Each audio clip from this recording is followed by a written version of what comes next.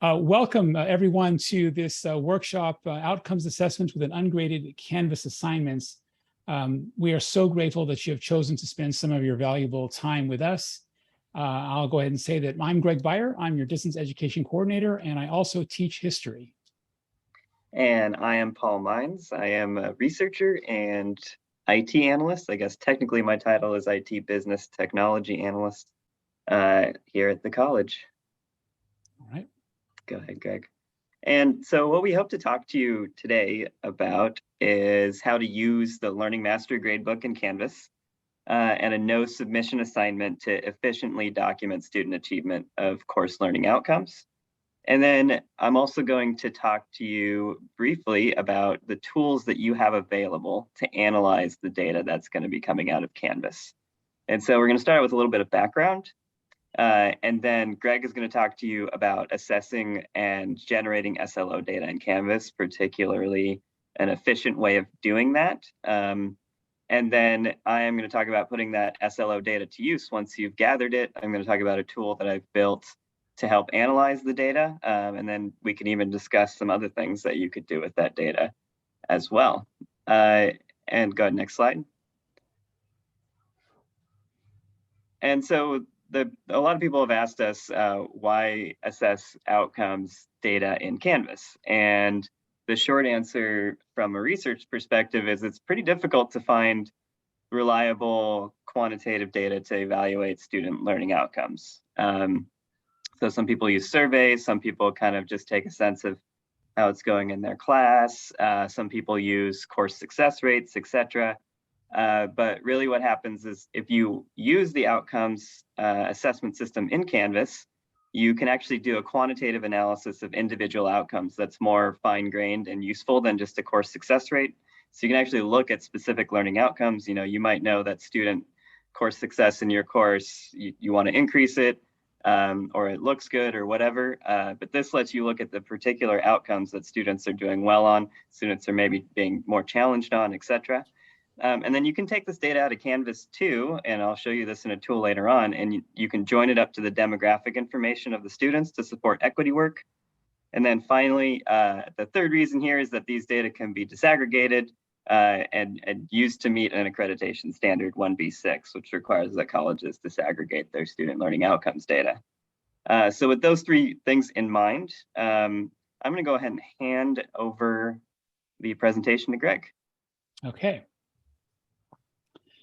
So I'm going to talk about, do some demonstration of how to document the achievement of student learning outcomes using the tools that are in Canvas. And of course, I'll be connecting it to Socrates, not directly, but I'll be getting some data from Socrates. I've got a couple of slides here that are going to do something, we'll say it this way. I'm going to start off with a way that I think can be done in any class, regardless of how you actually assess the achievement of student learning outcomes in your class. And then I'm going to show you how I do it in my history class. That may be an inspiration for you, or you may think, oh, God, I can totally do that so much better. So I'll start off with deciding what to measure. This is a screenshot of my course outline of record for one of my history classes. And I've got highlighted there the student learning outcomes, right? So this is the upper level outcomes. I've got three and only three in my history class. And all those other bullet points there are, I think we call them objectives, less than outcomes. I'm not sure. I don't care what they're called. I ignore them entirely because the detail in there, there's so much detail. I pull those, the detail for those. That's when I select my textbook. That's when I give my lectures. That's kind of where those details come in. And I'm focused just on those top level outcomes, which is also all that we have to report and all that we're documenting on. That's what I'm going to go ahead and do. And I think, I'm going to get to creating the outcomes first. So let's get to the next slide first. So the first thing I do is I create outcomes in Canvas, and I'm only going to pull in those three main outcomes for the course.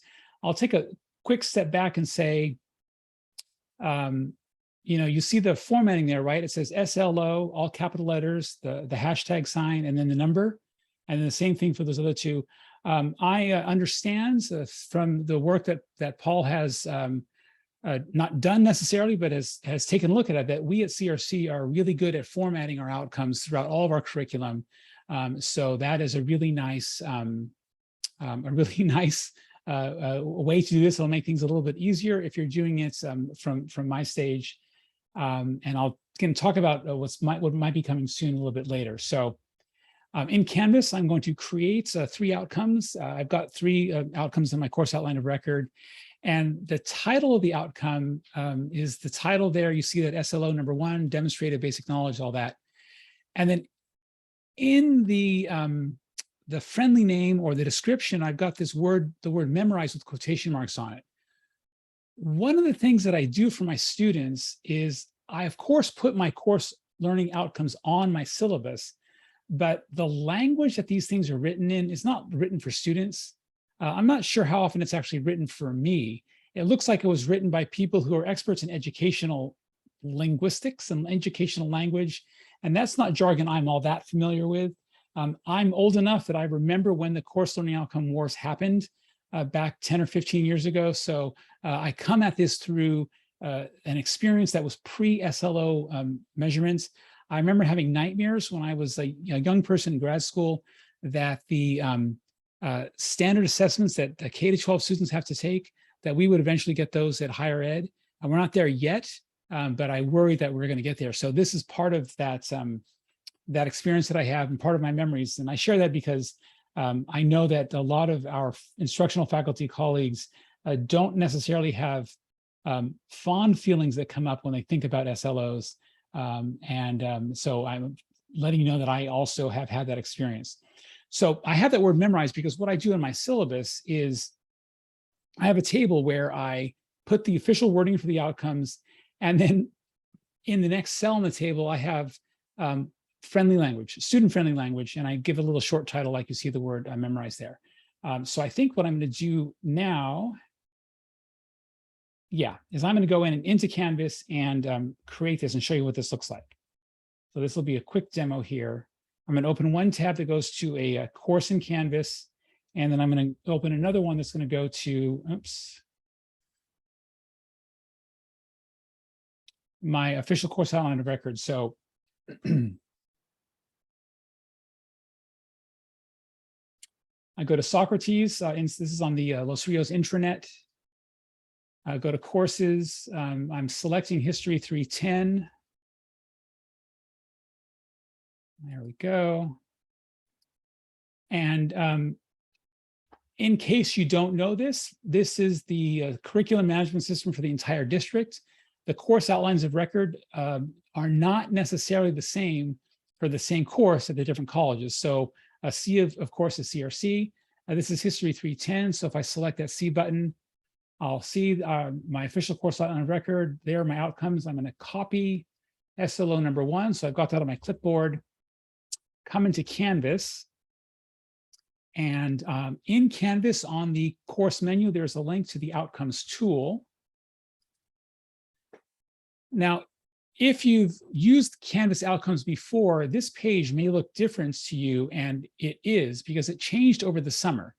And this change was one of these changes where Instructure doesn't always do the best job at, I should say it this way, they're not perfect at allowing their clients to manage how changes are perpetrated in their systems. This, I think, is an example of one of the ones that's not as efficient as it could have been. This change was coming. This is called improved outcomes management. That's what they call it. Outside of this page, everything else that I'm going to show you looks exactly as the same as it did before. So I'm going to select my course. This is called Outcomes Assessment with Canvas. And then there's a button that says Create. Oh, wait, Greg, there's a button that says Import. Can I just import this? Actually, you can. And one of the things that we don't have yet ready is a way to make efficient the import of outcomes into Canvas courses. There are 2 steps to that process. One is we are getting close to, and that is having a place where any of us could go and pick a course and get the file for that course that is formatted for this stage where we are right now. That is coming hopefully soon. What will come later that was even better is if all of our course outcomes are automatically pre-populated into all of our Canvas courses. We know the course, we know the data. Why can't we just put those two systems together? We haven't yet gotten there yet. It's not yet a high enough priority on the developers who work at the district office, but it will be someday. So I'm gonna have to do it manually at this point, and that's okay. I'm gonna select the Create button on the Outcomes page. The name is that really long name, and it's going to look long in this box, but it's important that I put it exactly as it is in Socrates, because this is how Paul will connect this course's documents to the work that he does. You see the word friendly there. I'm going to type that word memorize. That's my friendly name for this. And I'll admit I don't know exactly where this goes, so I'm going to put it in the description too. I see friendly description. Great. For parent/student display. Okay, so this is improved indeed, because I don't remember the friendly description being visible to students. So I'm actually going to go into my real history course and grab the syllabus so I can show you that table that I created. It's going to come back on the next slide anyway. So let's go into my history class for this semester.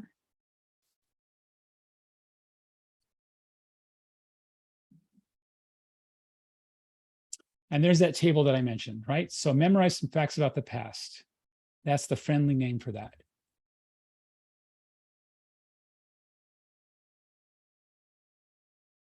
Okay.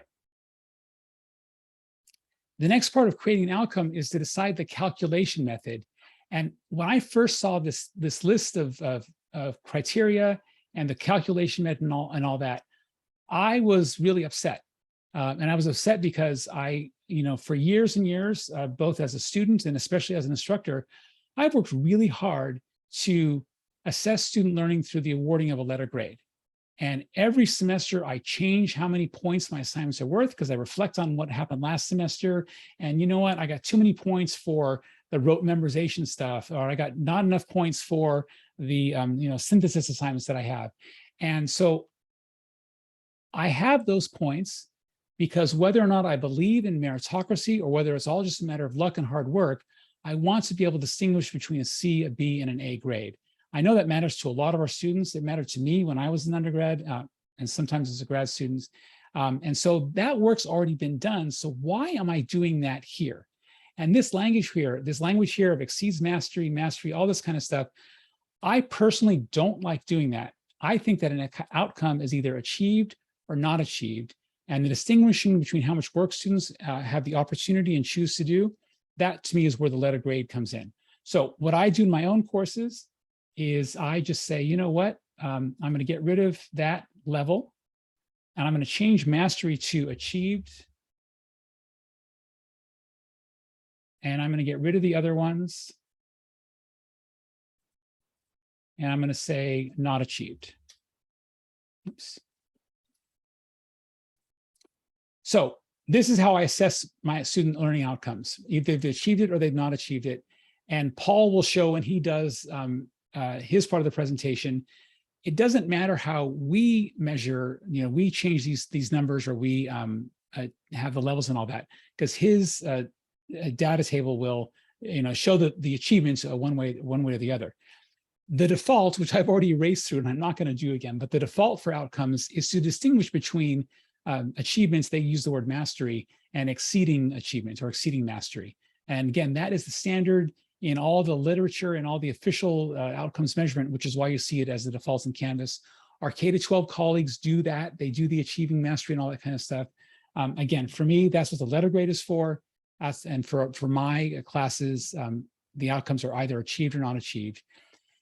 And then finally, there is the calculation method. And there are 5 different options for whether or not a student has achieved the outcome. I have basically the highest score or the most recent score is one way to do it. And how this matters or where this matters is when you assess whether or not your students have achieved the outcome, are you going to assess that through multiple attempts over the course of a semester, or are you going to have a single assessment? If you are going to use multiple attempts, then the calculation method does matter. So very quickly, average is the average score. That makes sense, right? If I have 5 papers and all 5 papers achieve the same outcome, I'm going to give the students a score on the outcome for each of those 5 papers. Then, okay, is it going to be the average score? So if they average, 3 out of 3 in my case, maybe it's 3 out of 5 if I'm doing the mastery thing. Then Canvas will consider them to have achieved the outcome. The highest score, right? If they score a 3 at any point during the semester on any one of those assignments, they've achieved it. The most recent score, which means the most recent assignments, potentially our students are improving over the course of the semester, right? So maybe their first attempt isn't so good, but their final attempt is. So that could be the most recent score. Do I want them to achieve that score a certain number of times over the course of the semester? So if I have 5 assessments that are assessing this outcome, and I want them to achieve mastery or achieve the outcome, on 3 of the 5 or 4 of the 5, right? Those are decisions that I have. And then finally, decaying average, which is actually a good thing despite its negative term, decaying.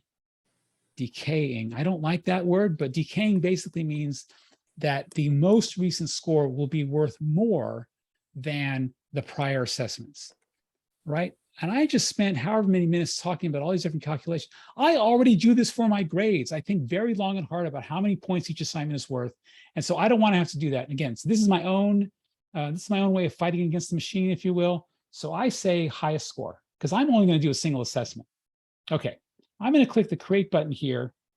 And I'm going to stop right there for the demo. I could do this 2 more times for the other 2 outcomes, but I'm going to pause here to see if anyone has any questions about what I've done so far, copying the outcome from Socrates and creating an outcome in Canvas.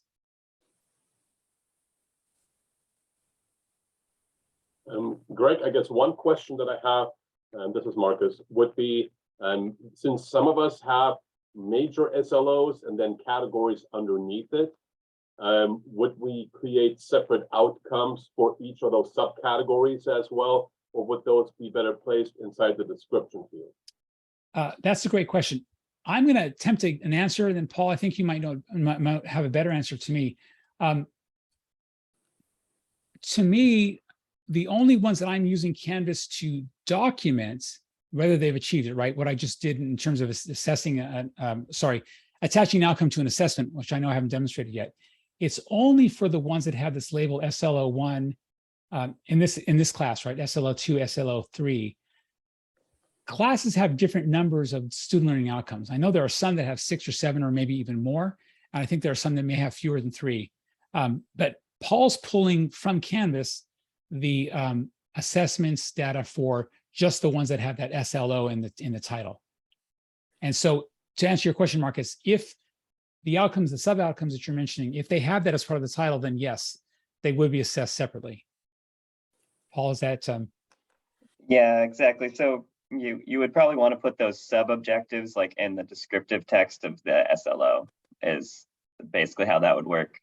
The way the system is working right now, I only extract, for the dashboard, you're going to see I only extract that high-level SLO. So it doesn't support like the individual assessment of each of the objectives at this point. So I think the best spot would be to put it in the descriptive text as you stated.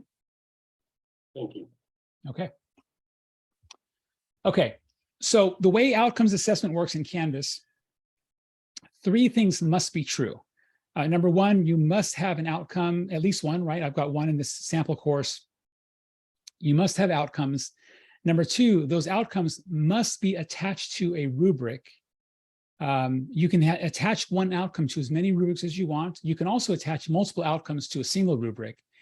That's what I'm going to show you in my example. And the rubric must be attached to an assessment. It must be attached to an assignment. So if you don't have all 3 things, then none of the outcomes work in Canvas is worth anything really to anyone. Separate from connecting with the work that Paul does to connect it with our students and who they are and our assessment reporting, unless all 3 things are true, then you're not getting anything done except adding some data on a web page. So I've done the first step, right? I've created the outcome, and let's go to the next slide. Oops. The next one is to create a rubric, and then you have to attach the rubric to an assignment. So what I've done here is I've got a screenshot of the description for an assignment. I hope that makes sense, right? The description for an assignment, and this assignment is not worth any points. The students don't have to do any work. This assignment is the one that I use to assess the achievement of student learning outcomes for the course. And I do this once. I do it at the end of the course, right? I've done all my grading, I've done all my work. I've already done my own, and again, I'll show this to you, but I've already done my own assessment for each student, for each outcome. So at this moment, actually, let me finish the demo first, and then I'll save the at this moment thing. So I'm going to come into back into Canvas. I'll go into rubrics. I'm going to create a rubric, and I'm going to call this my SLO achievements assessment. And there's a link here that says find outcome. If I select that link, it's going to have the outcomes that are from this course, right? I've only got one, so I'm only going to be able to attach one. I'm going to click on that. And then let me show you what this looks like actually in my history class. I don't have to recreate this all this time. So here is my history class. Again, this is real. If I go into rubrics and I create a new rubric, and I'm going to call this SLO. Oh, you know what? It's already there. Outcome achievement rubric. Never mind. Let's take a look at that. So here's the rubric that I have for my history class for this semester, right? You can see that it has 3 criteria. Each of the criteria is worth 3 points, total value of 9. And for each of the criteria, there are 2 ratings, achieved or not achieved. That's all pulled directly from the outcome. Also, you can see that the title for each criteria has got a little, I guess that's a target icon on it. And so that lets me know that that's an outcome. So let's go back to the demo. Let me finish that. In fact, let me cancel this and start again. So I've created a new rubric. I've titled it SLO Achievement Rubric. And then I select the link to find outcome. I've only got one in the class, so I've selected it. I've got this option here to use criterion for scoring. I don't think this matters, but I'm going to leave it on for now. Let's see what happens. Right, there's that friendly description. I'm going to click import. You see the calculation method, right? That was when I created the outcome. And then now I'm going to delete this default rubric criterion that's always there when you create a new rubric. So right now I have created an outcome that has a single criterion. I'm sorry, I've created a rubric that has a single criterion, and that criterion is the outcome for the course. So I'll click the create rubric button. So now I've met 2 of my 3 steps, right? I've created the outcome, I've created a rubric. Now I'm going to attach that rubric to an assessment. Greg, can I stop you for a second? Yeah. I think here you would want to make this not count as part of the score. So that option needs to be unchecked. I think you're right. Otherwise they'll end up getting graded. I think you're right. Although on the assignment too, I have that option. So, let's see. Let's I can't even edit this rubric. Oh, there's the edit button right there. And then click find on outcome. Yeah. So let's do this. Let's get rid of that. Do that again. Turn off scoring, import. Okay, so I still have the 2 ratings. Turn off scoring, I still have the points that are listed. The points have to be there for the outcome assessment. So let's go ahead and update the rubric. Now I'll create an assessment. And then what I have in my screenshot over here, these are the instructions for the assessment that I use in my history class. And you'll notice here that it says to students, right? Remember the outcomes for this course. In this syllabus, I list them, define them, and show how those assignments will connect to them. I have that table that's from my syllabus. And then I tell my students, you've already done all the work. This is for me to do. This is where I do an assignment. Because I don't want my students to be confused about seeing this assignment and do they have to do anything. So I make sure that's very clear to my students. And so I'll go ahead and, again, go through this, create an assignment. It's going to be, I'll go straight to more options. I'm going to call this my SLO Achievement Assessment. SLO Achievement Assessment. I mentioned, I'm not going to type all the words there, but since I have it open already, I'm going to just copy this table from my syllabus, paste that there. I lost the colors. That's okay. I guess I could put those back. Oh, look what it did to the numbering. Thanks, Canvas. The numbering really doesn't matter, right? Let's get rid of that. I know I could type it in. Again, this is a 0-point assignment. There's no submission for the student, so that's all very important. I will click Save and Publish. And then I'm going to attach a rubric. And the rubric that I'm going to attach, so I select the Find a Rubric button, is that one that I just created. And oh, I have to find it on this list here. Thanks, Canvas. Okay, outcomes assessment. So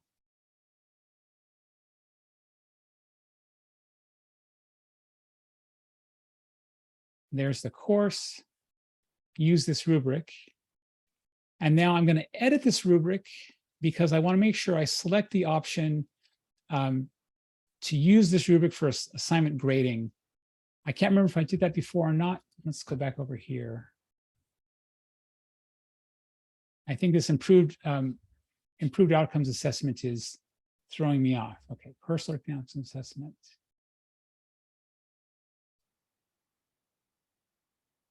Oh, remove points from rubric. That's what I need to select, right? Because I want to reduce student confusion. Remove points from rubric. That one, I don't have to worry about the grading. And then I click Update Rubric. Okay. So now I have done all 3 steps, right? I have created an outcome. I have created a rubric and then created an assignment. Now, I could have created the rubric on the fly, right? Because you can create a rubric as part of creating an assignment. Now I'm ready to assess these students. I think I have students in this class. Oh, wonderful, I have some hobbits. So now if I go to that assignment page and I select Speed Grader, for each student, so starting off with Frodo Baggins, I click View Rubric, and for each student, I'm going to select Achieved or Not Achieved, and then I'm going to hit Save. And then I'm going to go to the next student in my Speed Grader. I'll say that Eleanor has achieved it. Sam did not, spent too much time gardening. Lobelia, everyone's afraid of her, so I'm going to say it's saved. Okay, so I've done this now for each of my students. And now I can go into the Canvas gradebook and I can view the Learning Mastery gradebook, and I have to enable that as a feature option. At this moment, I've actually done all the work that I need to do for this course because Paul can pull the data from this course and attach it to the dashboard. The Learning Mastery Gradebook is a way for me to look at an overall view of my outcome achievements for this class. And you can also enable the Learning Mastery Gradebook for students so they can look at outcome achievements. I don't enable it for students because I think I do a good enough job explaining to them what the outcomes are. And then for each of my assignments, I tell them which assignments, which outcome it helps them achieve. So I hope that that works for them. The last 2 semesters I've done this, I didn't get any questions from students about why can't I see my individual learning outcome achievement thing. I don't know that our students are that attached to that information. They want to know that they passed the class, and some of them really care about their grade. So I'm going to go to feature options, and I'm going to enable the Learning Mastery Gradebook. And now on the grades page, on the gradebook menu, I can switch to Learning Mastery. And this view here gives me an overall look at the achievements of my my assessment of student learning outcome achievements for the overall class. You know, I've got 1 outcome here, right? So there's the overall view. I've got 3 of 4 achieved it. And then I can also select for each student. If I select an individual student, I can see this link, that the tray that pulls out, I can go to the student's grades. Okay. So that's kind of me showing all that. And again, I think that what I just showed you could work for any class, because for any class, we have to document the achievement of student learning outcomes. We should be doing that on an individual basis. So without getting into calculation methods, however I assess that already, I can create the single standalone assignments. And I hopefully showed you how easy it was that I can go student by student. I've already got, right, this assessment data, however I actually assessed it, which is going to be, you know, individual. It's going to differ probably from class to class.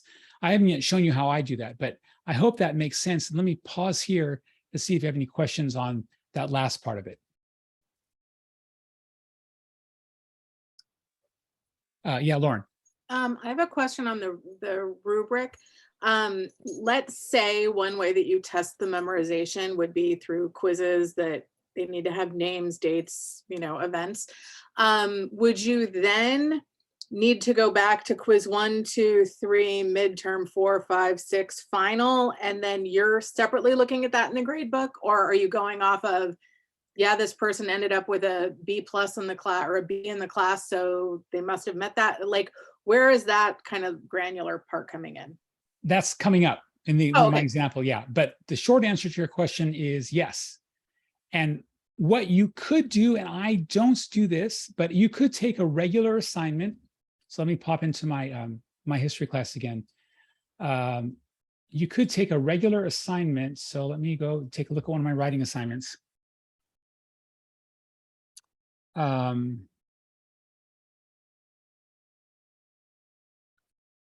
So here's my one of my writing assignments, and I have a rubric for it. You can see this rubric is fairly detailed. How many criteria do I have? Oh my God, 6, 7.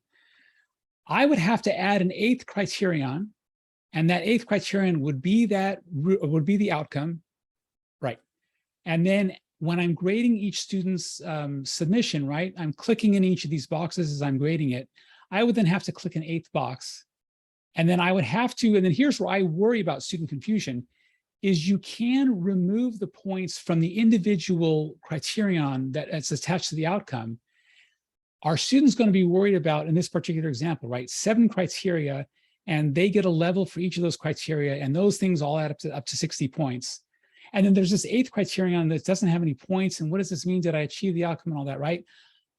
I don't think students need that extra level of cognitive load, right, that they're dealing with. And really, the achievement of student learning outcome, it's yes, for their benefit, but the documentation is really for us and for accreditation and the college. It's nothing, that's not about the students.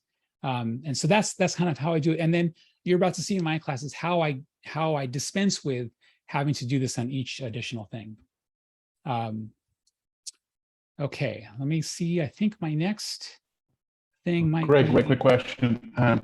yeah. That's why your grade material you don't have kids. So if you have labs and assignments and things, then it doesn't make sense to have an overall student learning objective assessment in Canvas only, right? Well, I think you said objective assessment. Well, SLO, but there's a lot of assessment that's done outside of Canvas. Exactly. So, yeah. Right. So then how would anybody pulling data off of Canvas know what the SLO objective mean criteria was? Well, how we decide, right, how we assess each student's achievement of each outcome, that's entirely up to us, right? That is 100% academic. That's an academic professional. And that doesn't have anything per se to do with Canvas, right? So then why is Canvas being used as a criteria for any assessment of why is Canvas being used? Yeah. Because we have a requirement in a contract that every single course must be published in Canvas. We have to use Canvas anyway. Why not use a tool we're already using to do this other work that we have to do that some of us viewed? Oh, I didn't know. We're supposed to put all of our stuff in Canvas, period. It helps your students to know what their grade is at any time in the semester. And the easiest way to do that is to put every single assessment in Canvas. Yes. Whether you're I tell them how to do it from every moment of the course, they know exactly how to know how they stand and what the points are, everything. Okay. But a lot of that is not in Canvas. Right. It doesn't, you can use Canvas to share feedback with students without using Canvas to collect the things that they are using that you will assess to generate that feedback. So how they do the assignments, how they do the work, how you assess their work, you don't have to use Canvas at all. It helps students because they're already going to Canvas for every single one of their classes. It helps students if every single one of their classes has their grade data in it. But we don't have that requirement. That's not a requirement for us. All we have to do with Canvas, right, is put our contact information, put our syllabus, publish it, and make sure that our students are visiting Canvas, right? That's I don't even have their final grade in Canvas. Yeah, we don't have to. Oh, okay. Okay. Yeah, that's not a requirement. Okay. Any other questions on this and how this could work for us? Okay, so I'm next going to show you, and here's a screenshot basically from my history class, right? This is A students, and this is my grade on this last assignment. And you can see this one student's, right, they achieved 2 of the 3 outcomes in my class. Okay. How I do this in my history class, let's see. Yeah, this is a screenshot. When I first learned about student learning outcomes and I first started, doing the hard work of understanding what they were, which was hard for me at the time. And I know, and I shared with this earlier, I felt some resentment at feeling like I had to do work twice. Like I was grading my students twice. I already grade my students, right? Yeah, maybe my students would benefit from more rubric. Okay, I get that. That makes sense. But I don't want to do all this. So over time, what I did was I took every single one of my assignments and I then made it so that each of those assignments is only associated and only aligned with one of my course outcomes. And so you can see here, and then what I did in Canvas was I took all those assignments and I made groups, and 3 of my 5 assignment groups are affiliated with outcomes, right? So you see on the screen here, I have a group called Getting Started Assignments. So post the introduction, pre-course survey, take my quizzes on academic integrity and what a primary source is. Those are all things that students have to do during the first week to maintain their enrollments in the class. I do that in lieu of taking attendance because I'm teaching an asynchronous online class. That's not connected to an outcome, right? And then you see the 5th group. At the end of every module, I have an assignment. My students must earn a ticket to leave by doing a quick little, it's like a 1 question, how are you feeling? That reflection stuff that's good for students.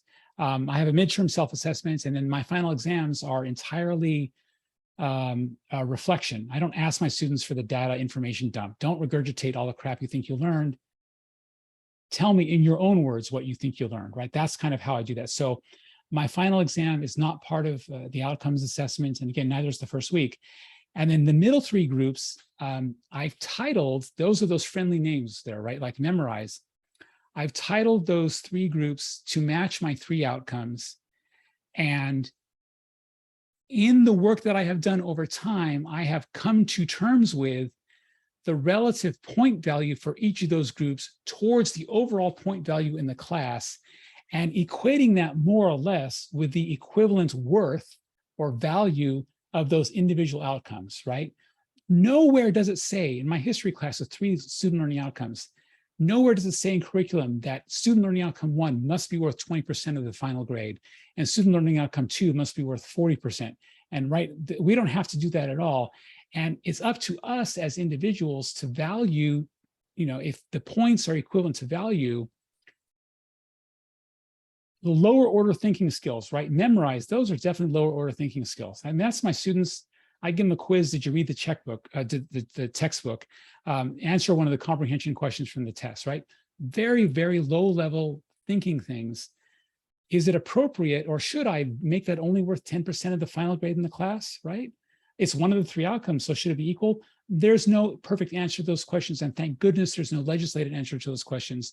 So what I did for my class is I decided that the relative point value of each assignment within each of these groups was a good enough demonstration of the amount of learning that I think my students are doing in order to achieve that, okay?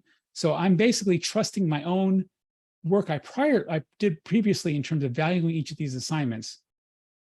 And I'm also trusting because a C is a passing grade, and my job as an instructor is to help my students get to a C.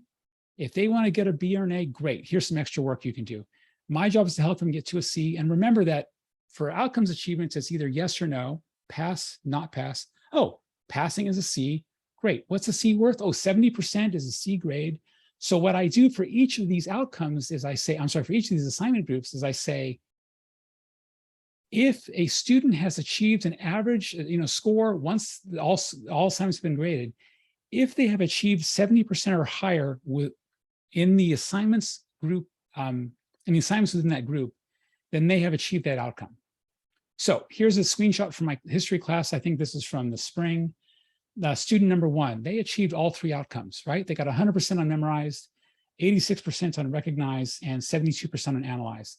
Student 2, they achieved outcome 1 and outcome 3, but not outcome 2.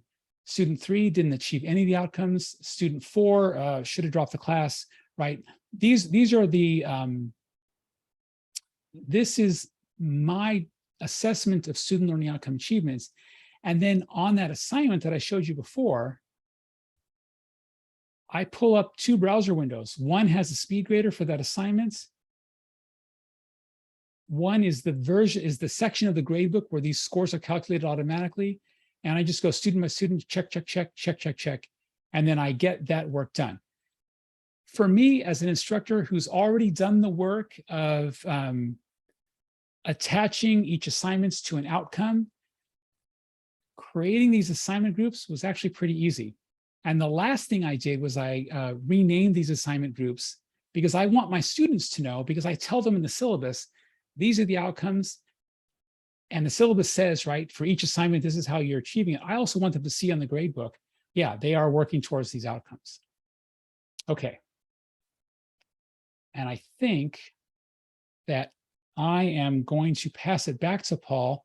We got plenty of time here, but before I get there, let me ask if anyone has any questions.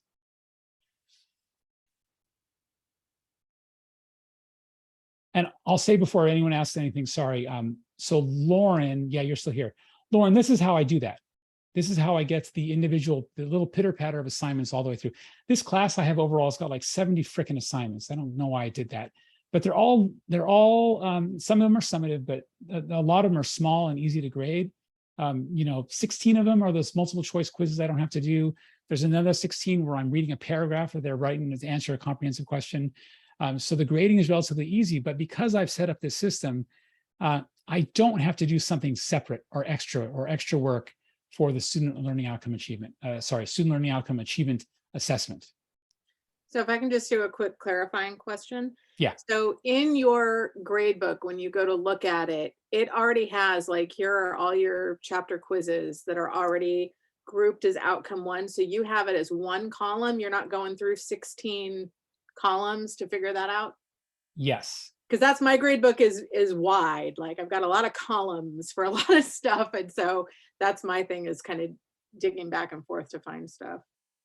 Yeah. So on the Canvas assignments page, right, these assignments groups, we can't get away from Canvas automatically reporting and displaying to students the percentage, not even points, the percentage of points possible for each of these assignment groups. So on the students view of the grades page, they automatically see, each assignment is listed there, of course. And if it's been graded points or letter grade or whatever we have, they also get a total grade at the bottom. And then right above the total grade are all these assignment groups. And so it's important that we are deliberate in what we name those assignment groups, because our students are going to see that. And we want them, I hope we want them to think that we know what we're doing. In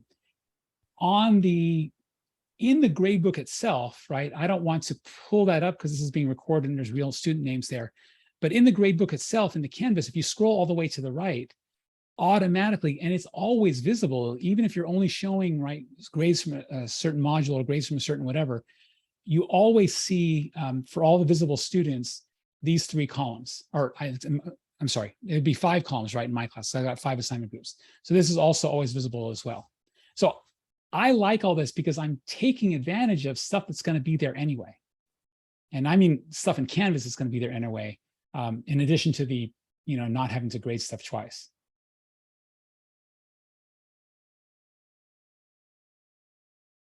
Okay. Any other questions? So I'm kind of new to the district. So Yeah. This learning outcome assessment, we have to do it for each courses for like this, or how does it? Yeah, that's a great question, Hanku. And I'm going to answer it in several different perspectives. Yeah, I'll be blunt and direct with my answer. Okay. And I'm mindful that I'm speaking to a new faculty, and I wish I had heard some of these things when I started.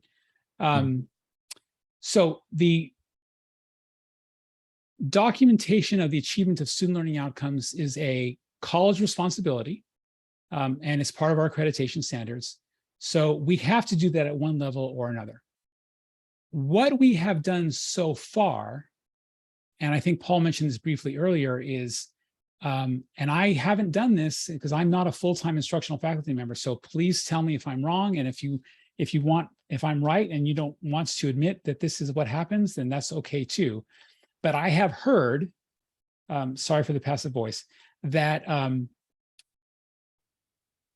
faculty by departments gather together periodically, and they talk about each of the outcomes for each of their classes, and they talk about how is the outcomes going and are students achieving the outcomes.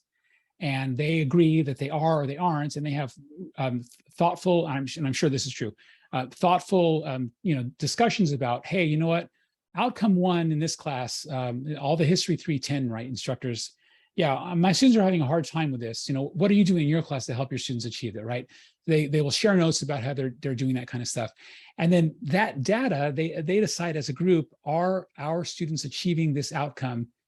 Our students, notice the plural, and then they are inputting that data into, I think, our planning a software.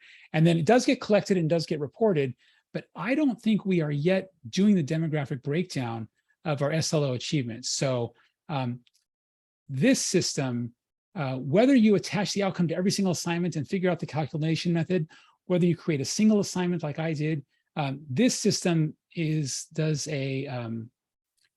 will help us do the demographic breakdown and all that. So that's kind of a question. To answer your other question, Hankyu, and I think that you hopefully caught this. So far, it has not yet been, I don't know that any individual faculty have suffered any consequence for not doing student by student, outcome by outcome thing. And I don't think, and so even if it's a requirement, we haven't yet developed the organizational contractual infrastructure to have that with teeth. And then the third perspective I'll say, and I think this is the best answer to this question, is talk to your department faculty and find out how it's done there, because that's really where it currently is done. That's where the rubber hits the road, whatever the metaphor you want to use. That's where the kind of the real work is done right now. It's kind of department by department. There may be departments who, and I think there may be actually, who are doing a better job of assessing the students over time, but that I know that's not true for all of them. And that's an excellent question. Yeah, I remember for all my 20 years at CRC, I'm from math department, but I mean, I don't know how it's done department level wise, but for me, I think I had to do like one time, it's like for my an exam or final exam, and I have to identify those questions associated with the SLO number, and also like how many, what's the percentage of people pass that or something like that. That's as much as I remember. Yeah, but I have never seen it done in campus like this. I mean, in Canvas, yeah. So this seems to be interesting, actually, but yeah, I probably will talk to you guys more later. Yeah, thanks. Okay. So Yeah, this is brand new. I think we just started doing this with faculty recently that were interested in doing it. So this is kind of a way of improving, hopefully making this information useful to people and not just some sort of rote accreditation exercise where you fill out a form and every 6 years come back to it. So it's an attempt to help people actually get useful data out of this exercise. So this is brand new. So you wouldn't have seen it before. Oh, and I see my slides are up. Okay. Yeah, I think we're good to move on. It's a good segue. Okay, cool. So let's talk about putting the data to use. And so basically what I'm going to do today is I'm going to show you what happens after you enter this data into Canvas, what the research office can help you with. Right now we have a dashboard that I'm going to show you. That's the biggest thing. But we can also discuss some other uses for this information. But before I get to that dashboard, I want to talk about some technical details. So if you remember in the demonstration, and hopefully this could make your life easier as well if you kind of know the SLO numbers. Greg went in and he copy and pasted the SLOs, and we're working on a way for you to be able to like navigate to a folder and import them into your class so that you wouldn't have to do that. If that is a lot of work, I am personally very disorganized in my thoughts. Sometimes maybe it doesn't seem like that, but I am. Having more than 2 or 3 tabs open on my computer, I just like can't. So I could see why that could be an issue. So if you were having difficulties with that, you could just write the SLO number. So basically you write the text SLO followed by a number in any format, as long as that matches to the order of the SLO as it's written in Canvas. So you could write SLO1 and you could write whatever short form text after that you wanted to do. And my database processing code, when it pulls this Canvas data out, will recognize that number. It'll take that number, it'll look inside a Canvas and be like, oh, you meant SLO1. And it'll pull the actual text for SLO1 into the database. So as long as you write your SLOs like that, if you don't feel like copy and pasting, you can do it that way as well. And hopefully that saves you some tabs. I know I find that valuable. Okay, next slide. And so another thing to keep in mind here too is that as Greg demonstrated, there's lots of different ways that you can set up your scales. And this is your academic and professional freedom to determine how to evaluate whether or not students are achieving your learning outcomes or learning what you want them to learn. And so it's really important to point out here that, for example, you might have one instructor who has like a 3-point scale and they define mastery as 2. You might have another instructor who has a 5-point scale and a mastery of 4. And then even, you know, if you're looking at your own data, you might decide years from now that you want to update your scale and look at things differently. And so what we have to do in this dashboard, and this is important for the interpretation of the dashboard, is find ways to standardize the data so that it has the same interpretation from year to year, and you can aggregate it across courses, etc. So go ahead and go to the next slide. And so there's a couple of ways that we do this. The first way is the best way, in my opinion. And what we do is, it's basically like how you calculate a final grade. You take the maximum number of points, you divide the student's score by the maximum number of points, that gets you a score between 0 and 1. If you multiply that by 100, it's a percentage. So basically, let's say that the SLO maximum points was 5 and a student's score was 4. I'd divide 4 by 5, you get 0.8. And so that puts everybody's scores on the same scale, regardless of where they said their maximum score was. You could have a professor that had a 50-point scale and a professor that had a 1-point scale or a 3-point scale like Greg specified, but everything will be on 0 to 1 using that particular scale. The next method is less consistent. It does get things kind of on a smaller scale so that they're comparable, but it's dividing by the mastery value.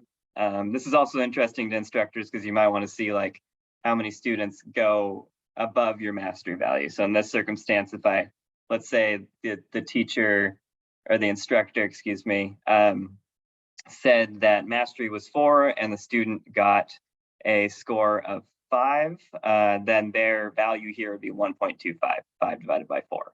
And so you can kind of see how far students are going above or below mastery in your course. And that's another way of standardizing things because it brings them down onto a smaller scale. So you're less likely to get extreme values kind of pulling your data or average left or right. So with those two methods in mind, there's the percentage of maximum and the percentage of mastery.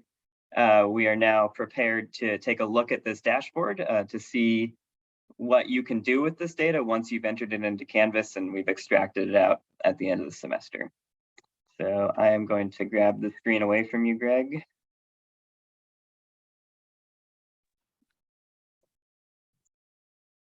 Okay, so this is the SLO dashboard that I have developed. And I've actually improved this with feedback from the faculty and academic senate as well. And so what happens is you log into this dashboard and your data is displayed. So just the data for your own classes are displayed right here in this dashboard. And you're not going to see anything at first because you haven't selected a course. So I'm going to go through, and I'm not an instructor, so I had to make up some fake data. So I'm going to pick my course that I've been teaching for quite some time now, CRC 300. Okay, and then you can see that once I pick CRC 300, a table pops up here in the middle And the score type I'm looking at right now is the percentage of maximum SLO score. So basically, I'm taking the student score and dividing by the maximum SLO score. And these are the average values broken down by the demographic groups I have displayed here. Right now, I have race ethnicity here. And you can see that there's a column for each SLO. And then I can mouse over each box and see how many assessments there has been for that particular SLO for that student group. And then the thing about SLOs is they don't make very good column headers. If I put the SLOs in this table, it would go way off your screen. You'd have to scroll for days. So you can actually see the SLO values right here in the drop-down menu. Again, this is a fake class, so I do some things. I have learned some things, learned some important things, and then learned that June is the best cat because June is my cat, so of course she's the best cat. And so what you can do here actually is you don't just have to look at this demographic variable. We can change the demographic variable. I can look at income level. I can look at foster youth status. I can look at age, veteran status, etc. So you can change the disaggregating variable. And then in addition to that, and this is based off of feedback from the campus community, you can also filter over here. So if I wanted to look at race and ethnicity, but I just wanted to look at it for low income students, I could select low income and I could pick like below poverty and low, to see how those students were doing in my class, to see how they were achieving student learning outcomes. And just looking at this, you know, the data in the table in the middle, you can see how this could be quite useful. For example, let's say you found like an equity gap in your course for, I don't know, like African-American students. Well, right here, I'm looking at the data and I can see, oh, wow, SLO3 seems to be maybe more difficult for this group. So I could check the name and be like, oh, they're struggling on learn some important things here. And so it could actually help in brainstorming, not just for a particular group, but for all of your students, where to help improve the instructional experience for students there. And then you might also be interested in trends over time as well. So if you were doing this multiple semesters in a row, you could look at view trend data. And then I'm going to pick my course. And I'm going to pick an SLO. I'm going to do some things, and you can see the trends over time for particular demographic groups. And again, we have the same sort of process here. I can look at enrollment status. I can look at income level, etc. And then I can even drill down with these filters at the top of the chart there. And so this can kind of help you reflect over time and thinking about, you know, if you notice that a certain group or all your students have increased in a particular term, it can help with reflection about, oh, how did I like, what was different in my class that semester where students achieved that outcome at a higher rate. So basically what happens is that this dashboard gets populated around the time that I update the Hawk Dash. We did a presentation on that yesterday as well. So I pull all the Canvas outcomes out of Canvas, and then I join it up to student demographic information, and then I push it up into this dashboard for people to log in and see their data. And so I can stop. Well, actually, I'll leave it up on the screen, and I'll see if anybody has any questions about calculation methods or things that might want to be added to the dashboard, etc. So I'll stop right there to see if anybody wants to chime in.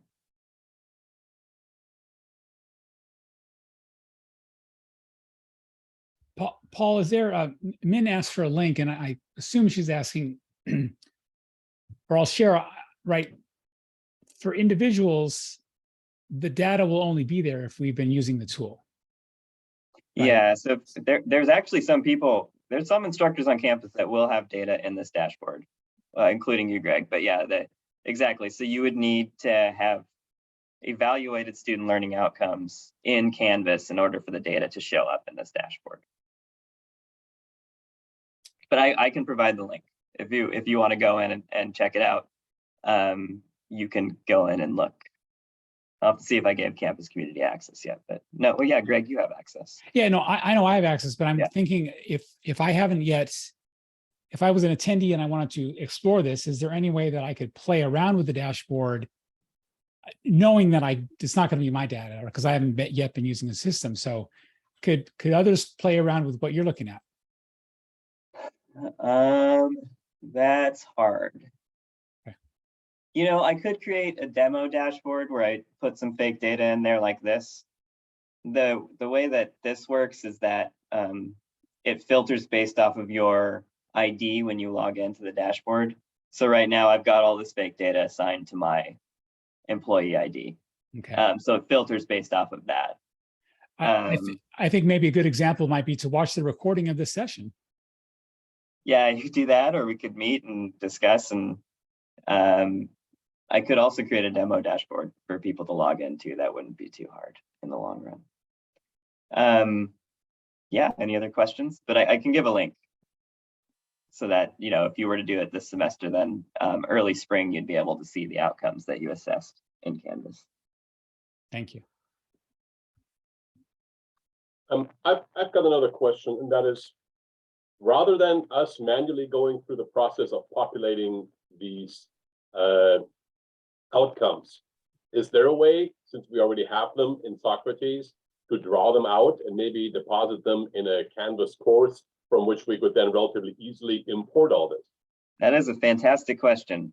So there's a couple of answers to that. One is that what I'm going to try to work on this semester or year is to create a folder on the S drive that has the student learning outcomes, so that you could click import and it would like default to that folder. You navigate to it, you pick the ones for your class.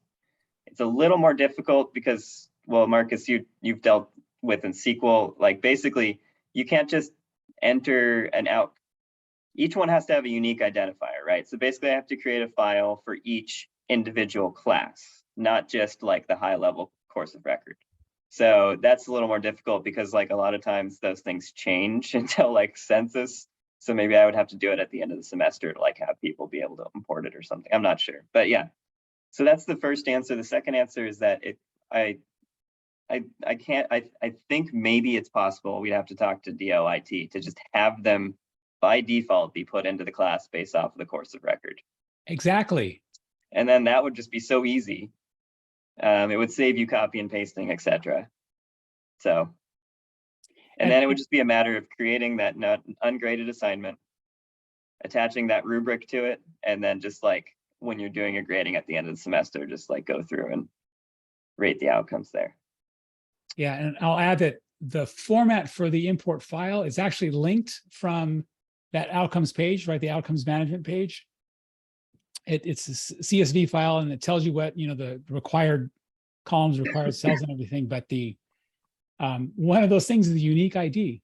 So an ordinary individual instructor would have to have a unique ID for their outcome if they're going to do a text file import. And once an ID is taken, since it's unique, it can't be reused. So I can't imagine, you know, what would happen if I use number one, right? Then Marcus, you use number one also, and Jenna, she used number one. How that might cause some problems. I would have to auto-generate that key, and it would probably be something like the term code, the instructor ID, the class number, so that it's unique to each file. And then you'd have to make sure, hopefully people would like open the right file, because then if somebody else opened the wrong one, then you'd have like conflicts there. So yeah, it has its pitfalls, but I think it's something that we could maybe do.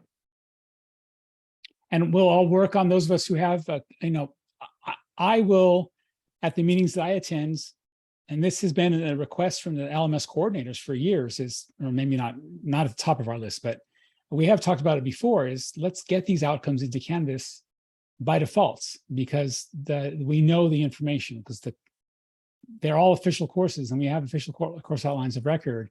I think that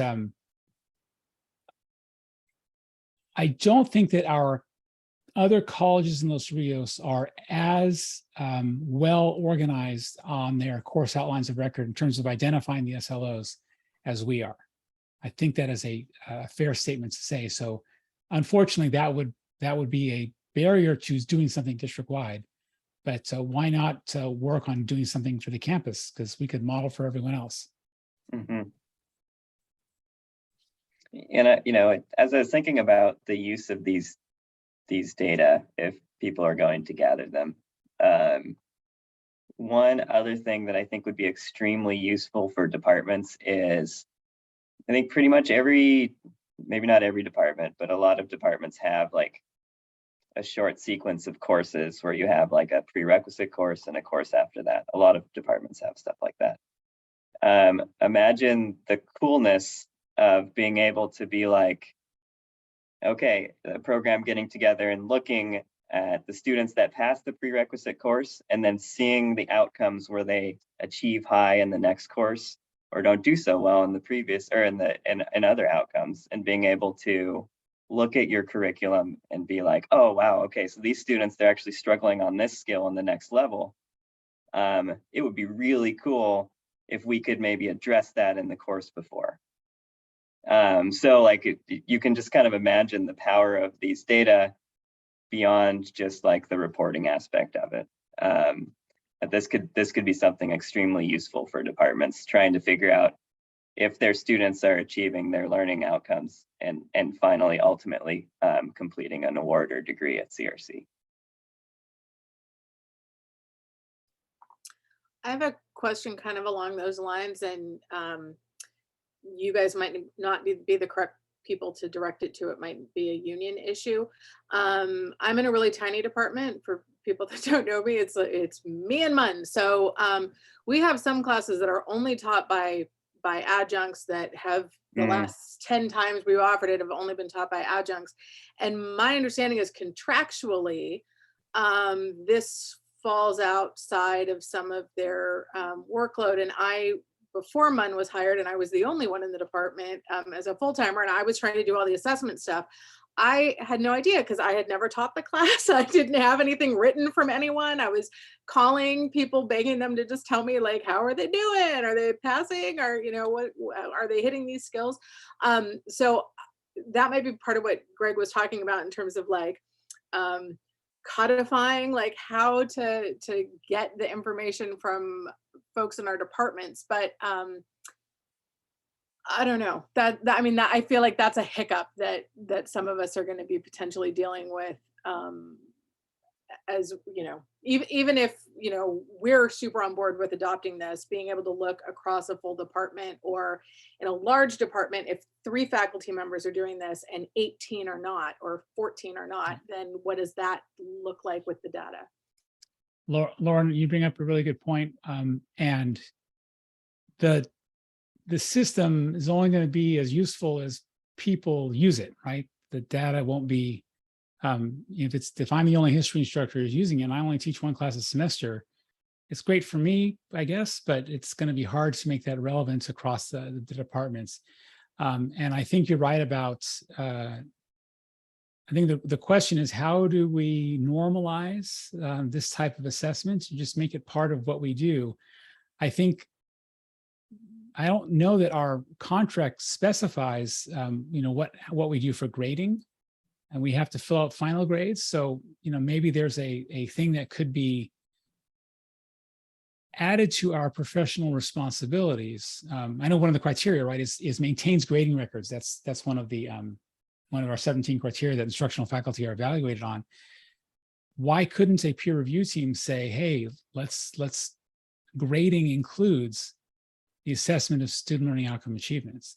That could be an interpretation of that, and it might need to be worked out, you know, through an MOU or through whatever. But that's, I think, a really good question. And then how do we? I mean, Hankyu is still here. Yes. How do we, as part of the onboarding process for new faculty, whether they're full-time or adjunct, are we including this? Right? You know, this is where you submit your grades. Here's a way to document student learning outcome achievements. It's an accreditation standard, right? That's the biggest stick, the biggest, you know, connection to power. So we have an accreditation site visit coming up this semester. Are they going to come back and say, yeah, you know what, you guys aren't yet doing the individual, or not the individual, it's the demographic breakdown.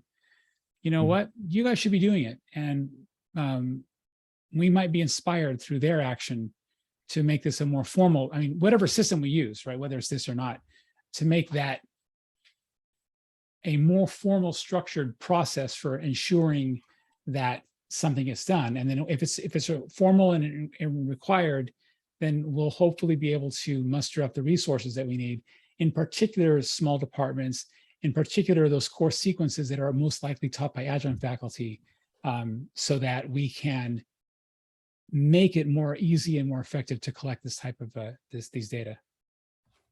Yeah, I saw the outcome on Canvas, but I never used it before. But this workshop is very useful to know how to use it. And maybe it's better to be formalized this way for all the faculty, maybe better. I'm new, so I don't know. I didn't talk to my department, but yeah, after learning about it, it's good too, I think. Yeah.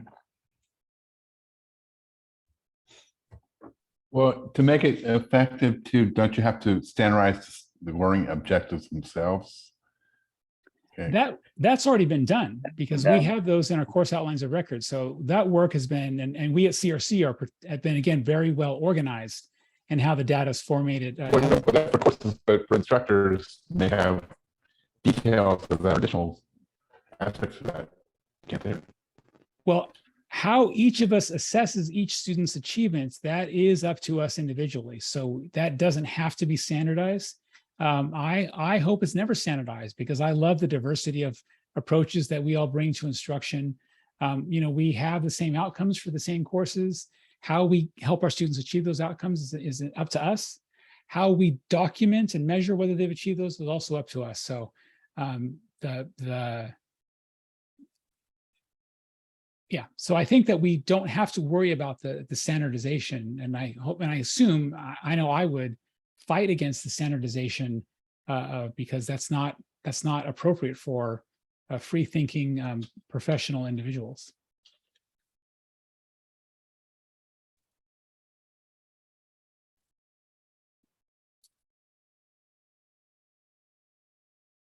All right. So I will do one more share, because I've got a last slide. And this is the closing slide. Thank you, everyone, for joining us at this session again. It's really exciting to see this much interest in a topic that can be dry, and also has a history of contention here at CRC in Los Rios throughout higher education. This has been something that's been tough for many of our colleagues to digest, and hopefully we'll get to a place where we are better able to support our students through effective analysis of the data that they are helping us generate as we measure student learning outcome achievements. Any final questions or comments before I hit the stop button on the recording? I think I'll never forget, Greg, the moment when you logged into your grade book and you're like, oh, great, I have hobbits. Yes, the hobbits have been extraordinarily kind to me, letting me use their user accounts for demonstration for student stuff. I have one general question about the student learning outcome assessment for the accreditation purpose. Like, how often we need to do that? Like, it depends on department, or? So we get an accrediting visit about every 6 years. Every 6 years. So basically what needs to happen is that the student learning outcomes assessment would have to happen at least every 6 years. Okay. Obviously, if you want the data to be useful, you'd want to do it more frequently than that. If you're going to use it in like improving instruction, program, etc., checking in on your students, you'd want to do it much more than that. But that's the accreditation requirement aspect of this. Yeah, and it's been my experience with accreditation that the accrediting team visits, unless something serious is going on, they are generally focused on the more recent, part of the college's operations. I can imagine that the most that would happen, I'm going to predict here, why not? Speculate rather. I think the most that would happen in relation to this particular topic is the site visit team could say, you know, we definitely wouldn't be sanctioned over this. I can't imagine that. But there might be a recommendation. Hey, you guys should do more to break down your demographics, demographics of student learning outcome achievement. I assume, Paul, that we are reporting it in one way or another, even if we are inefficiently generating the data. Are we reporting it broken down already, or is that we aren't? Okay. No, I mean, I made this tool. We had plans to make this tool, you know, the semester of the pandemic, but everybody had a lot of plans. The semester of the pandemic, that just didn't happen, right? So there's faculty that have been doing this in Canvas for years. So there is some data in there, but yeah, there's no like reporting mechanism for the data. So we don't like send this up to the ACCJC, like this is all local. I will say that one of the recommendations that comes out of the committee, it comes out of the visit, is going to be the disaggregation of data. Mostly because that's one of the things we listed that we're still kind of like as part of our improvement plan doing this stuff. And this was like a recently added accreditation standard as well, too. So there's just a lot of colleges that I think are not going to be like, they're going to be struggling with this. There isn't a lot of systems for this. So. Thank you. All right, we're at 3:47, which means I think we are actually past where we should be, but that's okay. I'm going to stop recording now and again say thanks everyone for joining this session.